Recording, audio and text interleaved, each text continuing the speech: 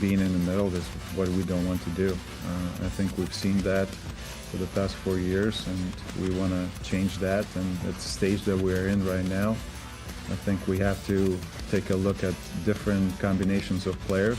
It's always consistency, right? And we just couldn't get consistency, consistently good and consistently healthy.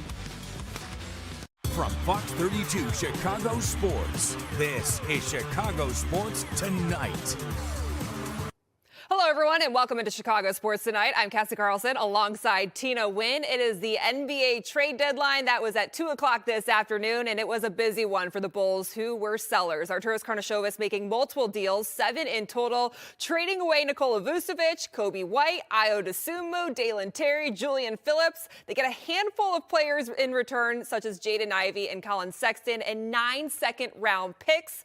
But now you're looking at the direction of this team, Tina. Arturas Karnisovas says he doesn't like being in the middle anymore. But what's your reaction to all the moves they made today? You know, first off, that was refreshing to hear him say that and admit that. I've gotten so many text messages, Cassie, from front office execs around the NBA, coaches asking me, what are the Bulls doing right now? It's so confusing. So when you look at this roster, they've got a lot of guards, they've gotten a lot of draft capital, and AK, he's really shifted his messaging here a little bit. As you said, no more Coby White, Ayo Dosunmu, Vooch, Kevin Huerter, Julian Phillips, and Dalen Terry. It's clear, though, that they do want to build around Josh Giddey and Matas Buzelis. They've gotten some young players here with some of these trades, like Jaden Ivey, Anthony Simmons, a lot of draft capital as well. I think one thing is just seeing how two of those guys, how do they play alongside your Giddey and Matas Buzelis? Do they match that timeline? But I anticipate, though, more changes to come here in the summer, too. Yeah, he said they essentially have a 30-day tryout for all the newcomers that they did bring in. Here's more what AK had to say about those 7 trades. I think we started the year with,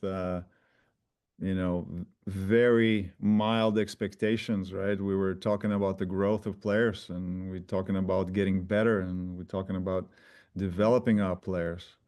So it's not surprising to us. Obviously, I don't know if I communicated well, but it was a very unique situation. We were talking about 7 or potentially 8 players being free agents, and the team kind of evaluating those players and being in the flux. And, and in order for us to get out of the middle, I think those were the moves to be made, and this was a great opportunity, and we took it to be really active.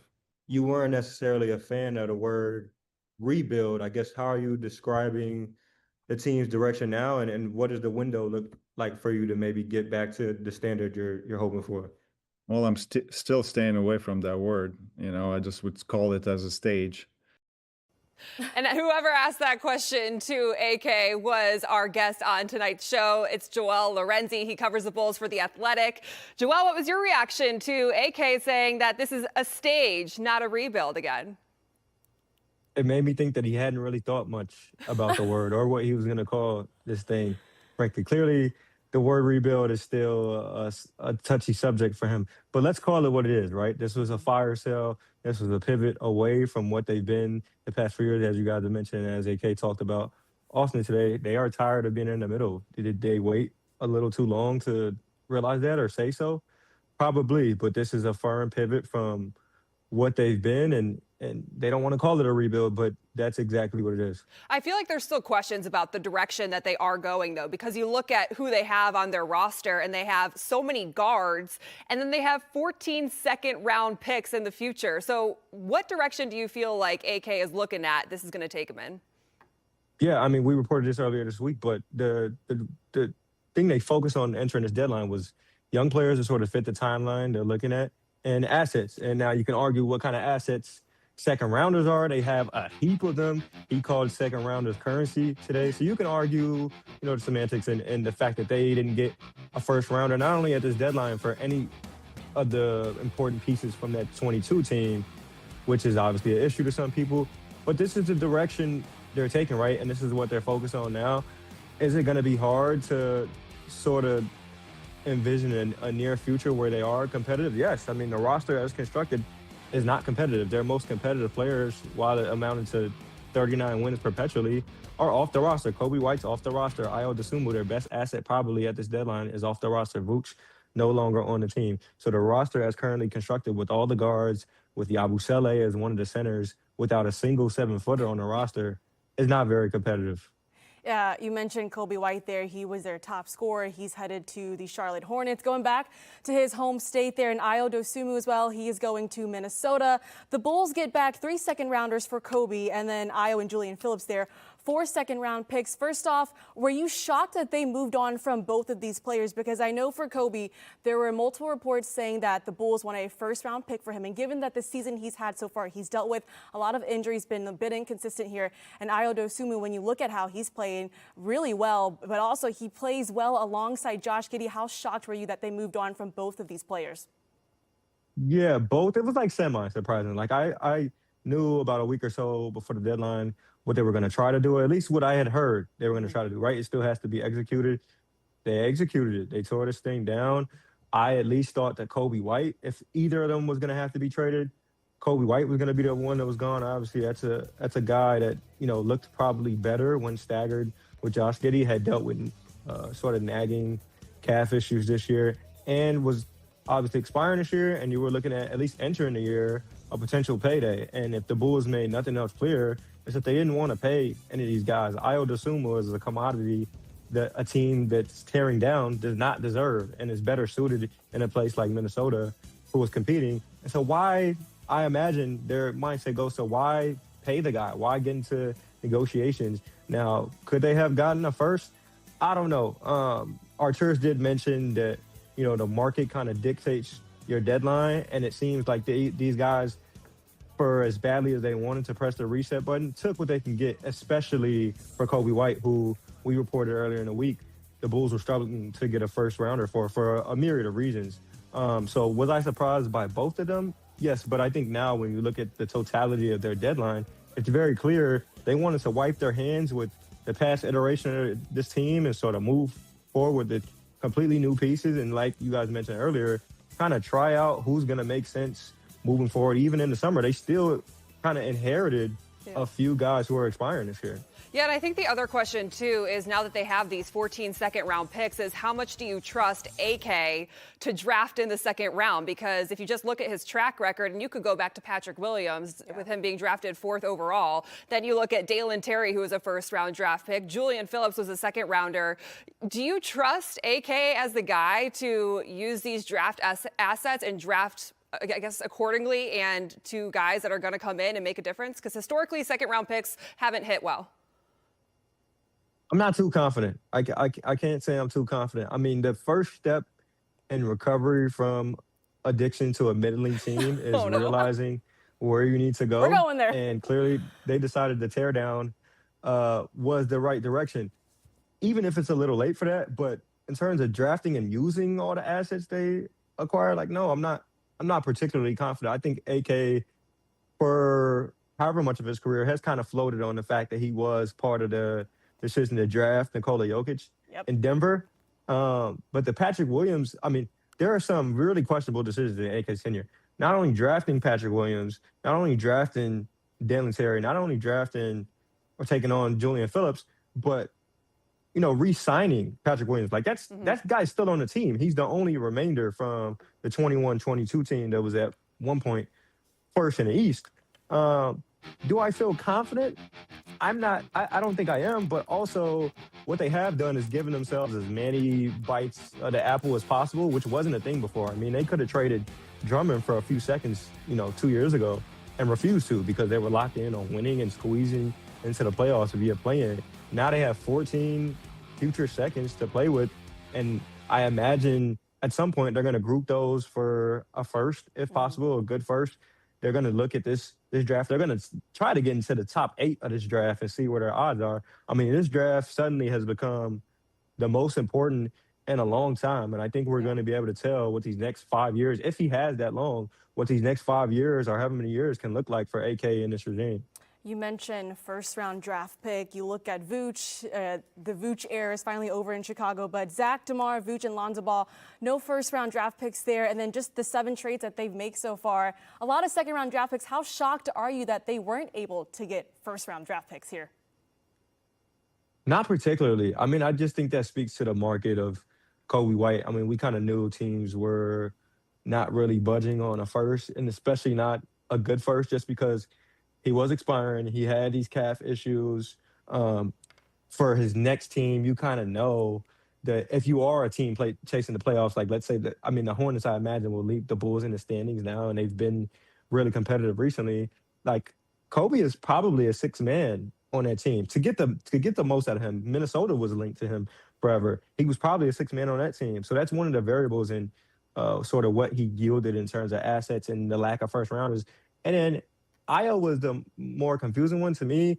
And it seems like they even only got as many as 4 seconds, which the seconds, from what I understand, are not that great. Yeah. That seems like the price of sort of parting with Rob Dillingham, because that's not a guy I imagine teams are like particularly excited about taking on based on what he's shown in the league for any reason other than age. So am I surprised by the lack of assets they got for these guys at this deadline? No, it was what it was. That was probably their value. Could they have held Io?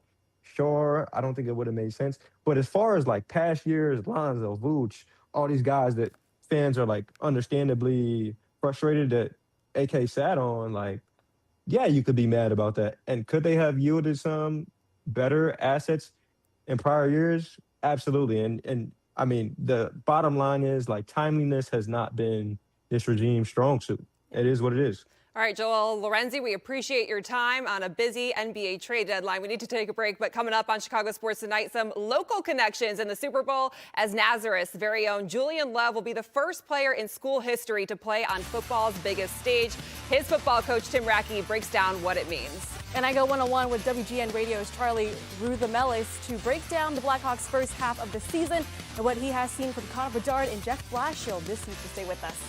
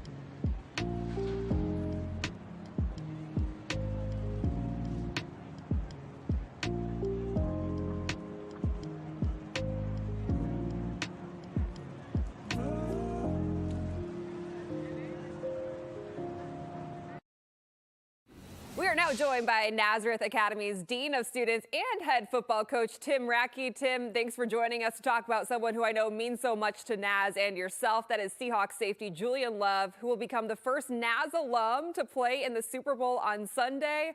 What is it like to see one of your former players reach the highest stage? It is heartwarming. I'm very proud, along with everybody else here at Nazareth. It could not have happened to a better young man, and for him to be our first one, my first one as a head coach, to be playing in the first Super Bowl is very appropriate. You've had a ton of people go into the league. I remember we were talking a couple years ago just about J.J. McCarthy. Julian was a two-time state champion at NAS. What do you remember him about just as a high school football player that you saw some potential in? Oh, he was a very special player in high school. He had an impact in all three phases of the game. He was, he had an impact in special teams, offense, defense, just a big playmaker. But, and you see all the highlights. But what I remember is just what a great teammate he was. Never really pounded his chest. When he scored touchdowns, he would give little kids that were at the game high fives and then celebrate with his teammates. He just played the game the right way and never wanted to come off the field. I mean, usually when you have a talent in high school that is that big time on both sides of the ball, they kind of want to shy away from special teams. But Julian was an example of what a complete high school football player should be. Do you have any plays that stand out in your memory? Oh yeah, the funniest one, and it's true, is at the time I was the defensive coordinator, designed the scheme, and we called it the Golden Domer because Julian was going to Notre Dame, obviously, and he basically I put him in the middle of the field, and he was allowed to do really whatever he wanted. So I just told him to go to the ball and made me look like a genius. He would line up right, left, in defensive backfield as a linebacker. And he made a lot of plays with that Golden Domer play, and basically he had the freedom just to play football. It was outstanding. I also read he is only one of 3 NAS alums to have their jersey retired. When you try to make these decisions, like what qualified him as one of the best to ever come through the school? Oh, it's a great story too. His very last high school football game, we won the state championship. And I still remember leaning over to him. I've coached a lot of great players in my career. I've been blessed. And I whispered in his ear, you're the greatest high school football player I've ever coached. And that was the truth. And it's the truth to this day. And I knew right then and there when the time was right, I was going to make sure nobody wore number 20 at Nazareth ever again. And that came to fruition. So it's very well earned and deserved for Julian. So you thought he was the best high school football player to ever come through NAS. I just saw a graphic because all this Super Bowl stuff is now on Twitter, and they called him one of the top 10 players that's going to be on the field on Sunday. He earns a second contract. He was a 4th-round pick. Like, what do you see now when you're watching Julian Love on TV in the NFL against the top players in the world?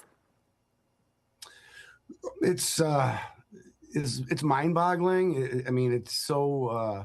But yet it's not surprising because I know how his work ethic has been since he was a teenager, and how he has stayed even keel, and he's such a tremendous amount of poise, and he's maintained that, and along with his humility, not forgetting where he's from, or how hard he has to work to get what he's earned, and so it's just makes me incredibly proud as a head coach, and I'm still tight to him.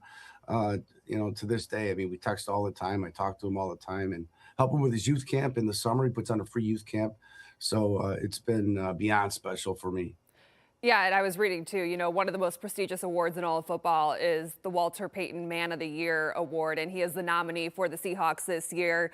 He still lives in the area in the off season. As you mentioned, he does the youth camps back at NAS in the off season and over the summer. Like, what is the importance to Julian Love and NAS and the community and what he does to give back? That's what separates him, and what makes it so easy for me as a head coach, because his legacy lives on here at Nazareth, because he comes back and he connects with, all the Nazareth football players. So just the example that he is off the field and how he does things the right way and how he gives back to the community and how he's so kind and always asking others how they're doing, and, giving time to little kids or anybody really who wants to spend a moment with them. He'll spend that moment with them because he knows he's in a blessed place, and he's very family oriented. He really has his priorities straight. He does not identify himself as a football player. He knows it's a great vehicle for his family, for his life, and something that's fun, that's not going to last. So that's what makes him so special as a person, and such a great example to all the kids and students here at Nazareth. All right, so Sunday, 5:30 kickoff between the Seahawks and Patriots. How are you going to be watching this one? I will be in Florida, Oh, and good for people were you. asking me if Julian was going to give me a ticket, but I know how hard that is even for players to get tickets. I'm like, he's got to take care of his family first. I think players only get 2 free tickets or 2 discounted tickets. And sure enough, I know he's taking care of his wife's side of the family and his family, who both families are awesome because his wife was went to school here as well, graduated from Nazareth. So it's just a wonderful story. I'll be enjoying it in Marco Island, Florida, with my buddies. We go every year. Oh, So I great love time. that. I know you're going to pick the Seahawks. Do you have a score prediction, though? Oh, defensive battle for sure. I know it's going to be low scoring. It's going to be 24-21 Hawks. All right, I'm right there in that same range with you. Tim Rackey, we appreciate your time. Thanks for having me. Well, Charlie, this has been a long time coming. As in, we've been trying to have the stars align and try to make this work out. And finally, it has. So excited to have you on the show here and to talk the Blackhawks, hockey, and just how everything's going with this team right now. So let's start here because the Olympic break pretty much is here for them. They're going to be off from February 5th, I believe, through the 25th. Tell me right now, because also the trade deadline, I was looking at the sports calendar. The trade deadline's about a month away as well, on March 6th, I believe. 2 o'clock our time is the deadline. Where's this team at? Yeah, so the Blackhawks were probably one of the surprise teams of the entire NHL for the first couple months of the season, like really playing themselves into the playoff conversation. And it kind of got to a point where the playoff talk was like a half joke, but half serious, because we're like, there aren't really many teams in the Western Conference that were threatening inside that wild card picture. And then Connor Bedard goes down with the injury on December 12th with the shoulder injury. And that was really unfortunate because then a few games later, Frank Nazar gets hurt. And it felt like the season kind of, I don't want to say derailed, but the momentum kind of halted there. The Hawks, it took them a few games, probably took them a couple weeks to really recollect themselves after the Connor Bedard injury and the Frank Nazar injury. And it's kind of been an uphill battle since. So the first couple months of the season was fantastic. One of the surprise teams in the NHL. And then the Hawks hit a little bit of a hiccup with some of the injuries that they dealt with. And now they're trying to power through that adversity. Want to, of course, talk about Connor Bedard because you can't talk about the Blackhawks without talking about Connor Bedard.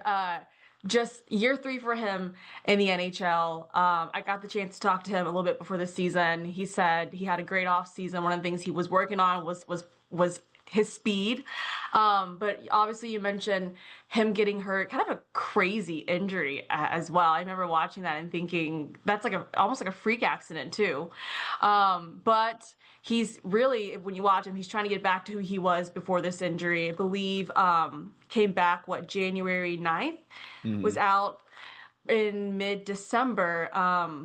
And what have you seen so far from him since coming back? Because I know he has scored a goal in 3 straight games, has 5 points in his last 4, and it seems like he's kind of finding that rhythm again. And then here we go. They're about to go on a break. Yeah. I actually thought upon returning from the shoulder injury, those first 2 games against Washington and Nashville, I actually thought he was really noticeable in those games. And then the third game, it was against the Edmonton Oilers and Connor McDavid. He goes down with the stomach bug that was ripping through the Blackhawks locker room that essentially took out like half the team and most of the coaching staff. Like it was I've never seen that before. And Connor Bedard was one of the victims, and he desperately tried playing on that Monday night game against Edmonton, but could not go. And it was the few games after that that I felt like he wasn't quite himself. So I don't think it was less about the shoulder injury and more about that stomach bug that he was kind of working his way back from. And now we're seeing the Connor Bedard that we've been used to seeing in the majority of the first half of the season. And so he's been excellent. I mean, the transformation that he's made from year 2 to year 3 and the work that he put in over the summer, I can't remember seeing that massive of a transformation in a single off season. Like usually that's multiple off seasons where, you're trying to gain weight, you're trying to gain strength, get faster. He did it in one summer where he went from kind of, an afterthought to being on Team Canada's roster to like legitimately playing his way into that conversation and being among the NHL's top superstars in just in a span of a summer has been a remarkable turnaround, and he is legitimately a bona fide superstar in the NHL right now. Let's talk about Jeff Blashill, because one of the reasons why he was hired here, right, was this whole thing about him being really good at developing young talent.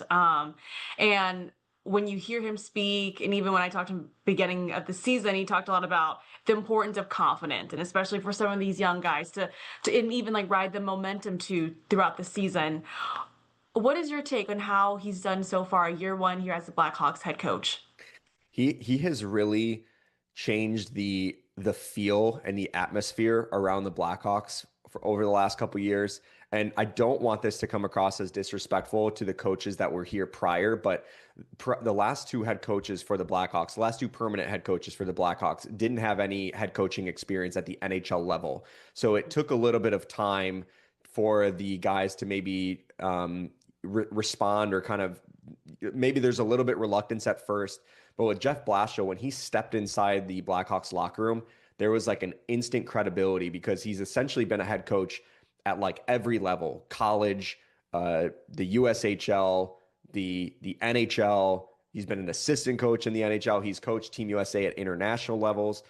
And then he spent the last 3 seasons as an assistant under John Cooper in Tampa Bay. And Tampa Bay right now is like the model franchise as far as consistency over the last decade in the NHL. And so when he stepped in the locker room and assembled the staff, the Blackhawks inside that locker room were like glued in on what his message was.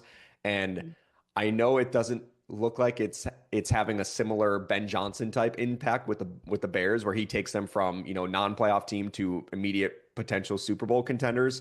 But I think Jeff Blashill has made just as big of an imprint on molding the new culture. And it might not reflect it in the standings, but my goodness, I have so many positive things to say about the impact that Jeff Blashill has had on this Blackhawks roster. And I think Chicago fans should be excited about what he's going to bring to the table in the foreseeable future.